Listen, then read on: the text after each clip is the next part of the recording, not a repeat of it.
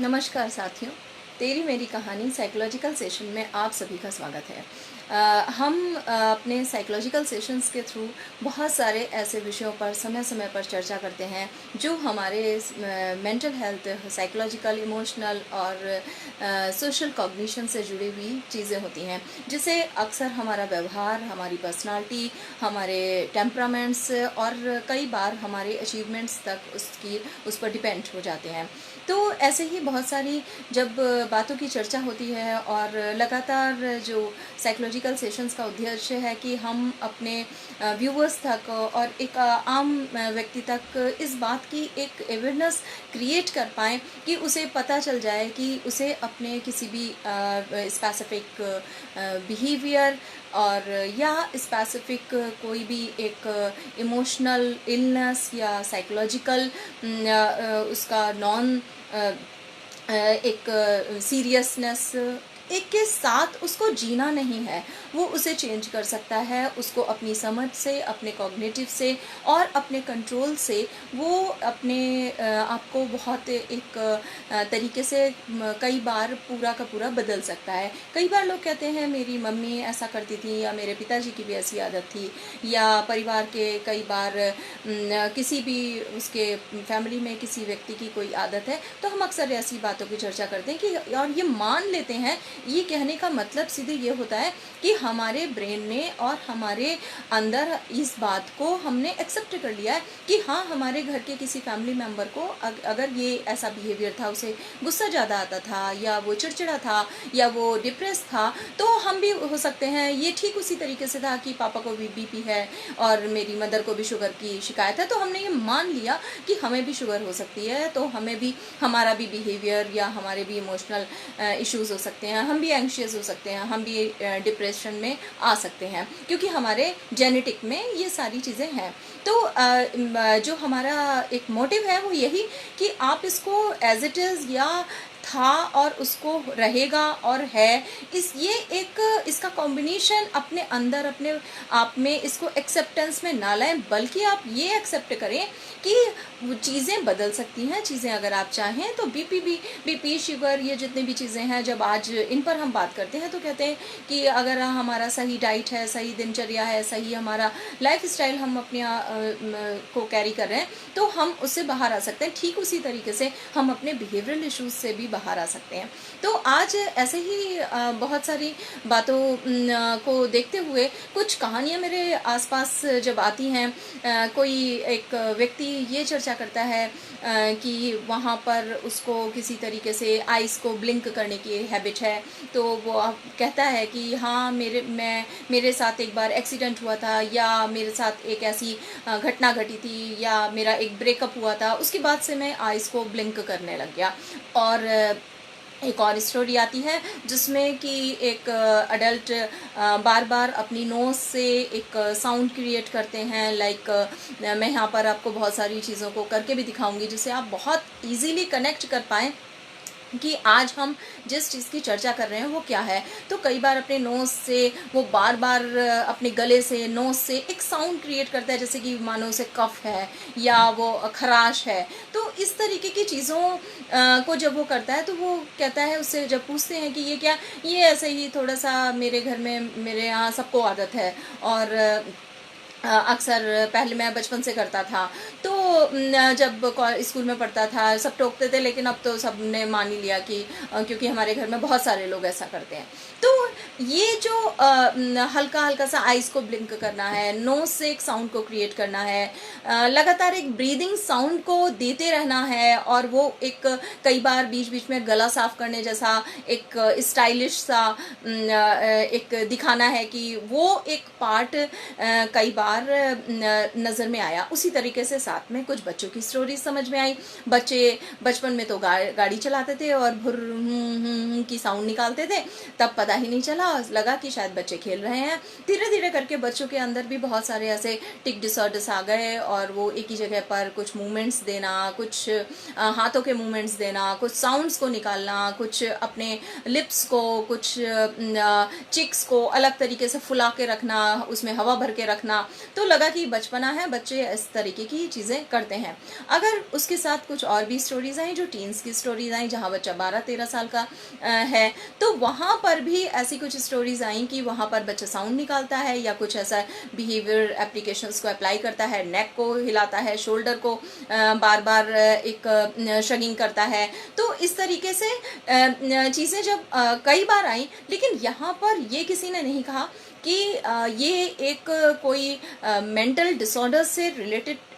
चीज़ें हैं या ये कोई बिहेवियरल डिसऑर्डर है। इस पे उन्हें एक्सपर्ट्स की एडवाइस लेनी चाहिए या इस पर वो क्या करें। किसी को भी नहीं इस तरफ एक अवेयरनेस है, क्योंकि हम ऐसी चीज़ों और ऐसे व्यवहारों के साथ रहना ज़्यादा अच्छा और ज़्यादा कंफर्टेबल समझते हैं अपेक्षाकृत कि किसी साइकोलॉजिस्ट के पास या किसी न्यूरो साइकोलॉजिस्ट के पास जाकर इन सारी चीज़ों पर चर्चा करें और हम ये माने कि ये बिहेवियरल कुछ डिफरेंट और कुछ नॉर्मल बिहेवियर है। जी हाँ, आज का हमारा टॉपिक है टिक डिसऑर्डर। टिक डिसऑर्डर की वैसे तो DSM-5 में बहुत एक वाइड रेंज है और टिक डिसऑर्डर पर हम उतना डिटेलिंग्स ना देखें, क्योंकि हमें ये समझना है कि कैसे हमारे व्यवहार में आता है और हम कैसे इन सारी चीज़ों से को बाहर कर आ सकते हैं। क्योंकि DSM-4 में जिस तरीके से, DSM-5 में जिस तरीके से इन सब चीज़ों को पूरा डिस्क्राइब किया गया है और कैसे कैसे ये डिसऑर्डर आते हैं, कुल मिला के इसको स्टार्ट में समझने के लिए ये सबसे पहले समझना होगा कि ये न्यूरोलॉजिकल डिसऑर्डर है। न्यूरोलॉजिकल डिसऑर्डर का मतलब ये नहीं कि आपका मेंटल एरिया कहीं ना कहीं डिफिसिट है या उसके कुछ फंक्शन डिफिसिट है, ये वहाँ का पार्ट नहीं है। लेकिन कहीं ना कहीं अगर ये बच्चों में आ रहा है अर्लियर स्टेज में, लाइक जब बच्चा आपका 5-6 साल का है या 7 साल के अंदर है, तो डेफिनेटली उसके डेवलपमेंटल एज में कहीं ना कहीं डिले के सिम्टम्स या ऑटिज्म स्पेक्ट्रम डिसऑर्डर के कोई ना कोई सिम्टम्स या ADHD के सिम्टम्स कुछ ना कुछ आपको मिल जाएंगे। आपका बच्चा बैठता नहीं होगा एक जगह, पढ़ता नहीं होगा, लिखता नहीं होगा, राइटिंग पुअर होगी, लर्निंग जो उसका स्टाइल होगा या डोमेन होगा वो कहीं ना कहीं डिफिसिट हो रहा होगा। तो आप देखेंगे या वो किसी तरीके से आप कहेंगे कि हाँ बात ही नहीं सुनता या अपने एज के अकॉर्डिंग वो बात को समझता नहीं है। तो वहाँ पर अर्लियर एज में ये एक न्यूरोलॉजिकल डेवलपमेंटल डिसऑर्डर्स के अंतर्गत आता है। जब ये टीन्स में और एडल्ट में पाया जाता है तो वहाँ पर भी ये उसी न्यूरोलॉजिकल टेंडेंसीज का ही पार्ट होता है। या तो वो एंजाइटी में है, डिप्रेशन में है, OCD में है, स्ट्रेस या किसी भी तरीके का उनको वहाँ पर भी न्यूरोलॉजिकल एरिया गवर्न होता है। तो इस छोटी सी हरकतों में कि एक शोल्डर को हल्का सा हिला देना, हाथ को हिला देना, बार बार अपर लिप्स के पास हाथ को लगाते रहना, बार बार बात करते हुए करते रहना, हिलते रहना, पैर को हिलाते रहना या लगातार आप अपनी फिंगर्स को इस तरीके से मूवमेंट में करना या कोई आपने शोल्डर्स को हल्का सा एक मूव कर दिया, ऐसे बहुत सारी आपने चीजें अपने आसपास देखी होंगी और वो सडन रिपीटेटिव बिहेवियर होता है। यानी कि बात करते हुए व्यक्ति अचानक से अपने एक शोल्डर को हिला देता है, फिर थोड़ी देर बाद वो फिर एक बार अपने शोल्डर को हिला देता है, फिर थोड़ी देर बाद वो अपने शोल्डर को हिला देता है और हमें लगता है कि शोल्डर को हिलाना is not a very anything serious और ये एक स्टाइल है, एक आदत है। इस तरीके की ये तो एक मोटर टिक हो गया। इसी तरीके से वोकल टिक होते हैं जहां पर व्यक्ति साउंड्स को, हमिंग साउंड्स को दे रहा होता है। बहुत सारी इसी के साथ साथ बहुत सारे ऐसे फेशियल ट्रिक्स हैं जहां पर व्यक्ति ब्लिंक कर रहा होता है, नोज को श्रिंक कर रहा होता है, अपने मुंह को कई बार अलग अलग तरीके से लिप्स के मूवमेंट्स दे रहा होता है और ऐसा लगता है वो पढ़ रहा है या सोच रहा है, तो वो अपने फेशियल मूवमेंट्स को अलग तरीके से, कभी वो यहाँ लोअर लिप्स को साइड में ले जाता है, ऐसे बनाता है, ऐसे बनाता है। हम सोचते हैं कि ये टीन्स है, इनकी आदत है। और कई बार वो अपने एक गर्दन को बार बार उठा रहा होता है, गर्दन को साइड कर रहा होता है, नेक के टिक्स अक्सर देखे जाते हैं। तो वहाँ पर बच्चा बड़ा या वो एक टीन्स जो भी ऐसी हरकतें कर रहा है, ये एक टाइप का बहुत ही लाइट, बहुत ही स्लाइट जर्क्स होते हैं, ब्रेन से होने वाले जर्क्स, जिनका कोई ऐसा बड़ा नुकसान समटाइम्स देखा जाता है। लेटर ऑन मैं उसको भी बहुत इलेबोरेटरी डिस्कस करूंगी। तो इस तरीके से हम देखेंगे कि कैसे टिक डिसऑर्डर्स जो फोनिक हैं या मोटर हैं या वोकल हैं या फेशियल हैं, वो सारे टिक डिसऑर्डर्स हमको किस तरीके से डिस्टर्ब कर सकते हैं। ये रिपीटेटिव होते हैं, अपने आप होते हैं, और इसमें एक कंपल्सिव इंटरनल एक कंपल्शन सा क्रिएट होता है, जहां पर व्यक्ति इन्हें करने के लिए बाध्य हो जाता है। उसको लगता है कि उसे ये करना ही है इतनी थोड़ी देर में, या जब भी वो कुछ पढ़ाई कर रहा है, शांत बैठा हुआ है, मोबाइल देख रहा है या कुछ लिख रहा है, कुछ रीडिंग कर रहा है, तो वहाँ पे ऑटोमेटिकली वो इस तरीके, या किसी से बात कर रहा है, खड़ा हुआ है, तो वहाँ पर वो कई बार इस तरीके की हरकत करता है। इसके जो सिम्टम्स हैं, जैसा कि मैंने आपको बताया कि मोटर टिक, वोकल टिक और बहुत कुछ बहुत ही सिंपल से टिक हो जाते हैं, जिसमें वो ग्रुप ऑफ मसल्स को यूज करता है, और कुछ अपनी फेस की या कुछ अपने हैंड्स की, कि एक बार वो अपने शोल्डर को हिलाता है, फिर उसके बाद वो हाथ को हिलाता है, फिर शोल्डर को हिलाता है, फिर उसके बाद वो अपने हाथ।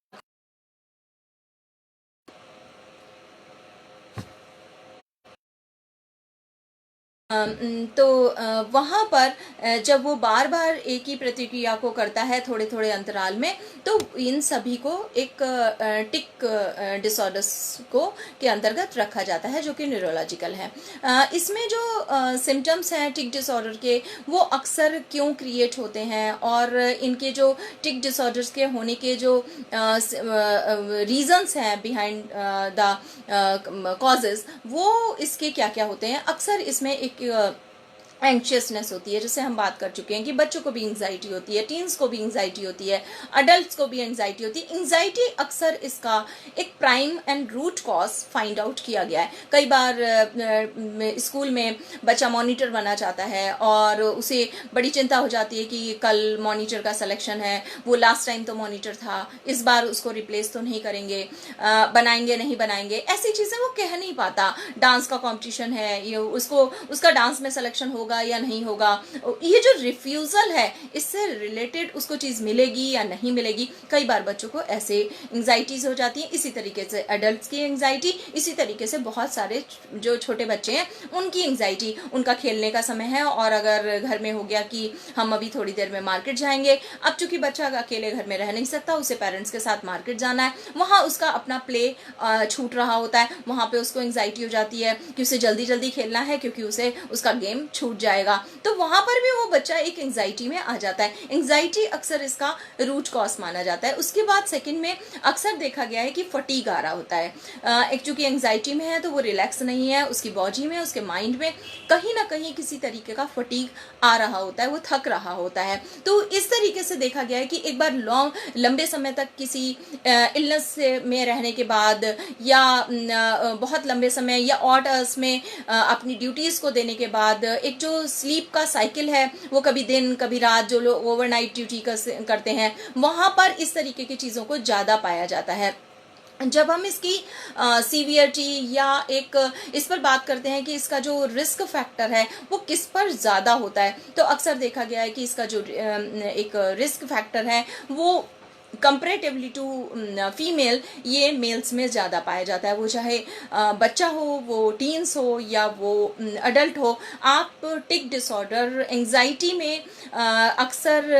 एक कुछ उसके ब्रांचेस निकलती हैं, जिसमें कि टिक डिसऑर्डर अक्सर मेल्स को कंपेरेटिवली टू वुमेन ज़्यादा होता है। और इसमें अक्सर अगर न्यूरोलॉजिकल एरिया में है तो अक्सर देखा गया है कि ब्रेन के जो केमिकल्स हैं, सेरोटोनिन, डोपामिन,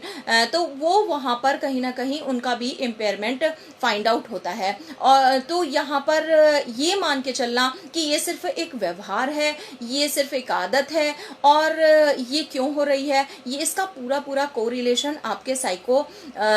इमोशनल एरिया से कनेक्ट होता है, जिसमें कि इस पर एक्सपर्ट के साथ आपका कनेक्शन, अर्लियर कनेक्शन, जैसे ही आपने फाइंड आउट किया कि आपका 10 साल का बच्चा कुछ ऐसी हरकत कर रहा है, तो वहां पर उस व्यवहार के साथ जीना नहीं है, उस व्यवहार को हटा के आपको जीना है। ये पेरेंट का थॉट क्लियर होना चाहिए, अपने लिए भी और अपने बच्चों के लिए भी, जहां पर अक्सर बहुत सारे मिसकंसेप्शंस देखने को मिलते हैं। एक से और चीज़ है कि टिक डिसऑर्डर अक्सर देखा गया है कि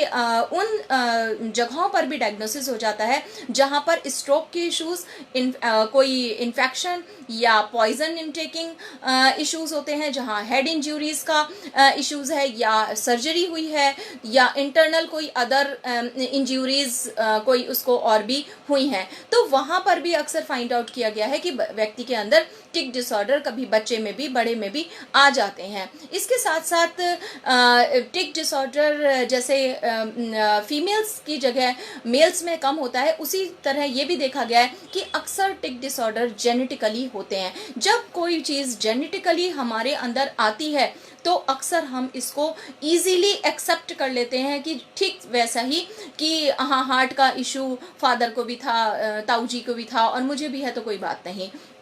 बिल्कुल नहीं। टिक डिसऑर्डर अगर किसी भी जनरेशन में था और या है, आप उसको अपने साथ कैरी बिल्कुल ना करें। आप उसे समझें कि it is a neurological disorder, इसमें मेडिकेशन, इसमें थेरेपेटिक ट्रीटमेंट, इसमें behaviour therapy, it is required in a essential in a earlier intervention stage. तो अगर अर्ली इंटरवेंशन आप इसमें एक रखते हैं अपने थॉट प्रोसेस में, तो ये बहुत कंफर्टेबल होता है इसको समझना, इसको जानना और इसको दूर कर पाना। उसके साथ इसमें जो कॉम्प्लिकेशंस हैं, वो कॉम्प्लिकेशंस ये हो जाते हैं कि इसमें जो कंडीशन एसोसिएट हो जाती हैं अक्सर टिक डिसऑर्डर में, वो मेनली होती हैं बच्चों में भी। जैसा मैंने आपको बताया कि जिसको मैं दोबारा भी बताना चाहती हूँ कि बच्चे अक्सर ADHD, autism spectrum disorder, learning difficulties, speech and language difficulties का जब भी शिकार हो रहे होते हैं, उनके अंदर इसके साथ साथ टिक डिसऑर्डर आते ही आते हैं। At the same time adult में एंजाइटी, डिप्रेशन और उनकी स्लीप डिस्टर्बेंस या उनको इंसोम्निया या कुछ और अदर इलनेस भी साथ में चल रही होती है। उसके साथ जब हम इसमें एक हिस्ट्री लेते हैं, इसमें बहुत सारे हमारे साइकोलॉजिकल असेसमेंट भी होते हैं, जिसमें हम टिक डिसऑर्डर्स का level, mild, moderate, severe, profound, उसको भी देख लेते हैं, और टाइप्स ऑफ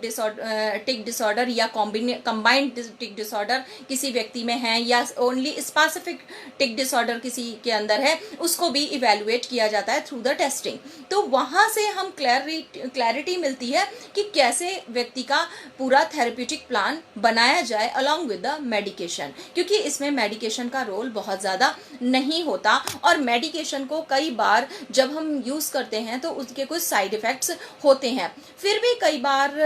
जब टिक डिसऑर्डर, क्योंकि ये न्यूरोलॉजिकल डिसऑर्डर है, तो आपको यहाँ पर ये जान लेना बहुत ज़रूरी है कि टिक डिसऑर्डर जब हम मेडिकेशन पर जाते हैं तो हमें इसमें एंटीसाइकोटिक एंड एटिपिकल एंटीसाइकोटिक और नॉन स्टिमुलेंट मेडिकेशंस का ही यूज़ किया जाता है, जो कि हम ADHD में को ट्रीटमेंट में देते हैं, either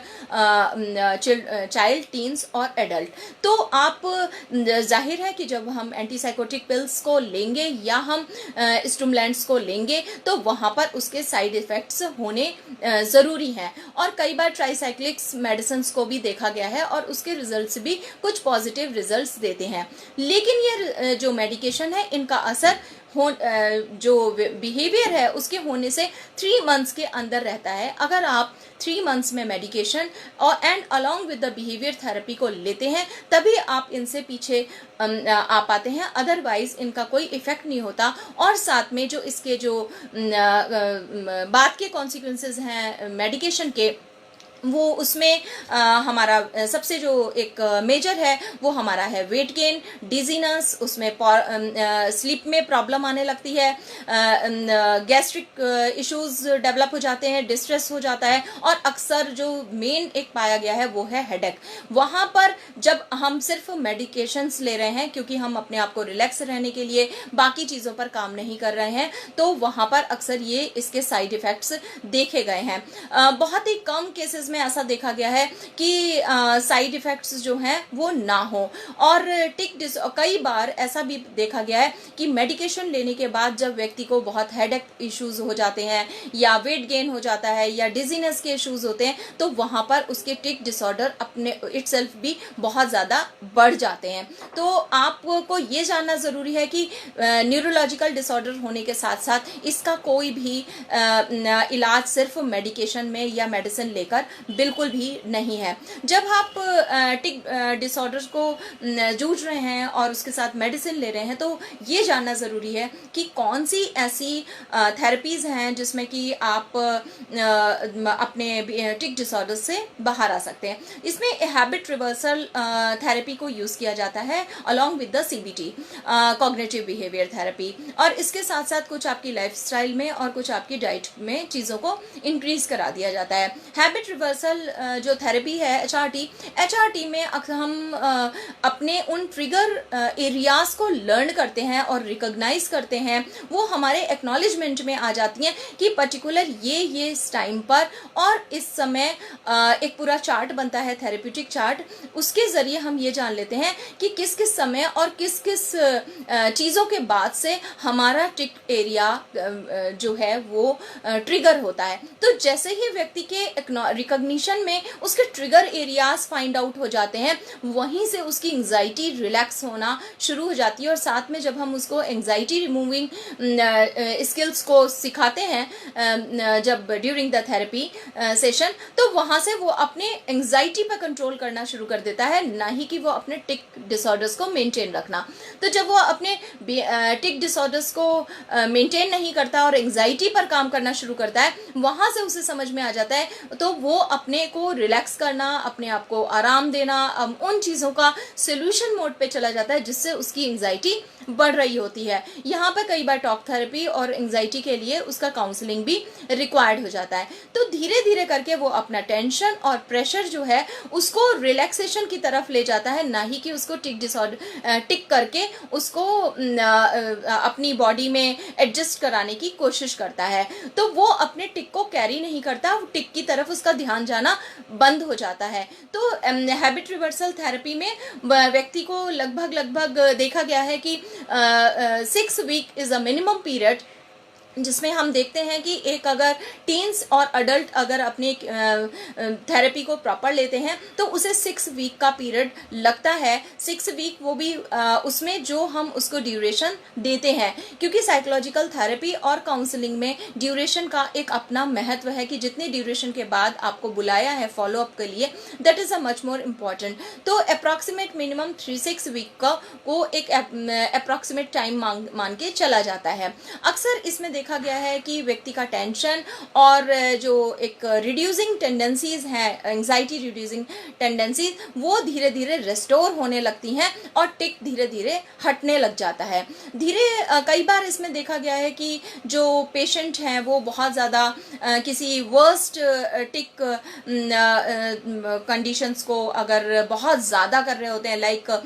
eyes blinking and no shrinking, साथ में साउंड, साथ में शोल्डर, साथ में लेग का करना, उसमें कई बार हम हायरार्की के थ्रू 1 बाय 1 स्टेप को लेकर चलते हैं। तो इस तरीके के धीरे, जहाँ पे मल्टीपल टिक हैं वहाँ पर धीरे धीरे करके व्यक्ति को उन सारी टिक से निकाला जाता है जो वो अपनी एंजाइटी को सप्रेस करके टिक में कन्वर्ट कर रहा होता है। तो एंजाइटी को सप्रेस करना इज नॉट द सोल्यूशन, टिक को मेंटेन करना is not the solution. Solution is anxiety को जगह आप रिलैक्स हो और आपका टिक्स रिमूव हो जाए। तो इस तरीके से अगर हम देखते हैं कि हम मेडिकेशन एंड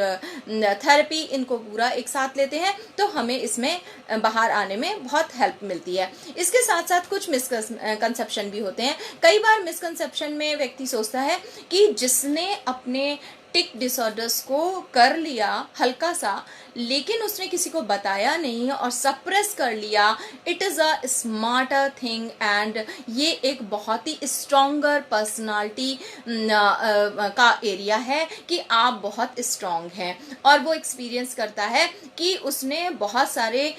टिक्स को तो कैरी किया, लेकिन उसने किसी को बताया नहीं। ये अगेन एक मिसकंसेप्शन हमें मेंटल इलनेस की तरफ ले जाता है, और धीरे धीरे जो इसके रिस्क हैं उसमें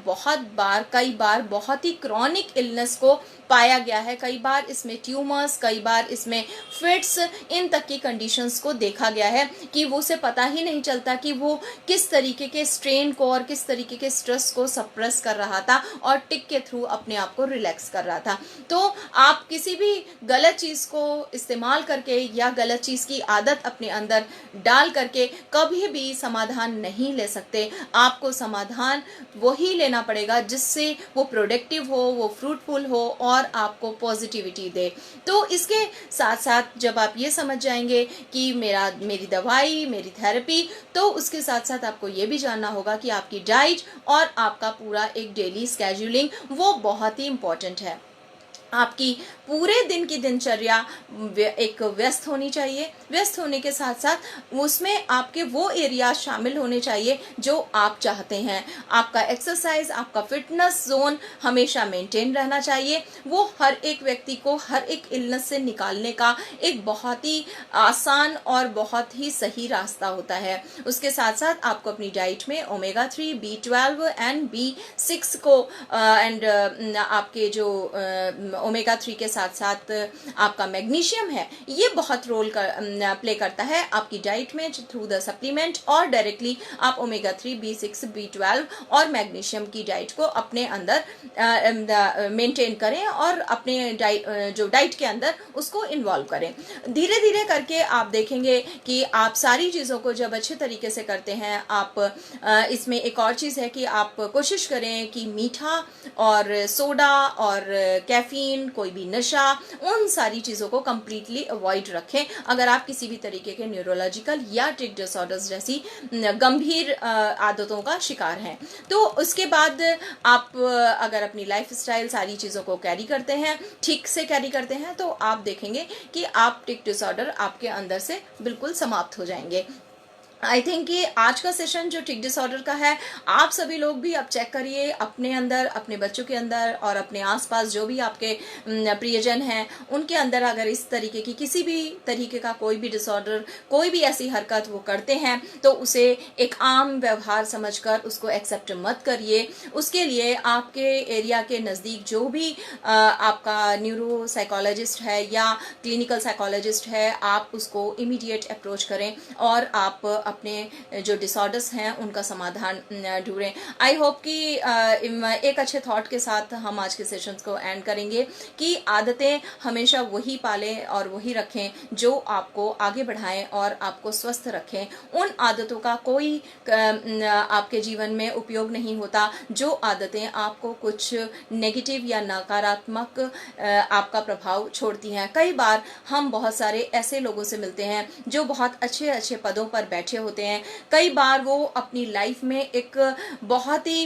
उच्च स्तर पर अपना एक पोजीशन होल्ड कर रहे होते हैं। उनके पास उनका फाइनेंशियल स्टेटस बहुत ज़्यादा बड़ा होता है और वहाँ कई बार ऐसे लोगों से मिलने के उपरांत मैंने उनको टिक डिसऑर्डर से ग्रस्त पाया है। तो जब उनको मैं देखती हूँ तो इस कहानी को यहाँ पर ऐड करना ज़रूरी है कि जब आप अपनी एजुकेशन से और अपने फाइनेंशियल स्टेटस से अपने आप को एक उस जगह पर ले आते हैं जहां से लोग आपको देखते हैं कि आपने अपने अचीवमेंट्स और आपने अपनी पोजीशन कितनी अच्छी होल्ड कर रखी है, और उसके बाद अगर आप इस तरीके से अपनी एंजाइटी और अपने एरियाज को सप्रेस करते हैं कि आप टिक डिसऑर्डर का शिकार हैं, तो ये अपने आप में एक बहुत बड़ा इग्नोरेंस है। तो अगर